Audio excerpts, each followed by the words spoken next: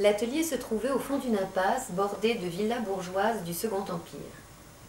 Le peintre m'avait dit « Vous trouverez facilement, la maison est différente des autres, c'est une datcha ». L'autobus me déposa au bord de la Seine, dans le cadre idyllique d'une de ces boucles où le fleuve s'étire entre les îles, où son eau fit longtemps le bonheur des fontaines de Versailles en y jaillissant après un long périple d'aqueduc en canalisation. Je laissais mes pensées bucoliques s'élever sur le souffle d'air qui rafraîchissait cet après-midi d'été.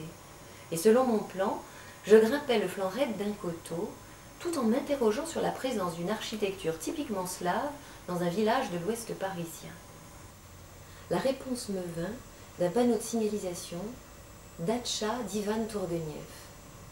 Ce poète avait donc attiré autour de son refuge français des compatriotes nostalgiques des grandes terres russes.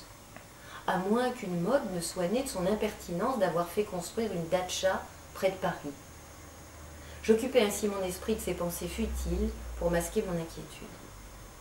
Sans oser me l'avouer, je cherchais ce que j'allais pouvoir dire à cet artiste dont la notoriété grandissante m'impressionnait. J'étais angoissée par cette visite que j'avais pourtant sollicitée. Je craignais d'être, ou de paraître gauche, empruntée, ou de ne pas savoir m'exprimer. Je n'avais jamais rencontré de gens célèbres, et je ne connaissais rien à la peinture. J'allais être ridicule. Il fallait très vite que j'appelle ce peintre, et que j'annule le rendez-vous, et la commande du portrait, objet de ma démarche.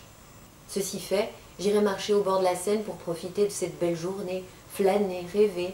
Ceci fait, mais je pense que par cette décision, si je la prenais, j'allais peut-être manquer quelque chose d'important. Rater une rencontre qui...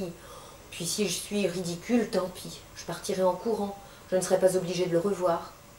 De lui fournir une quelconque explication, il ne m'appellera pas, je ne lui ai pas laissé mon numéro de portable. J'oubliais le portable qui certainement n'était pas chargé, et la seule cabine téléphonique que je croisais s'annonçait hors service.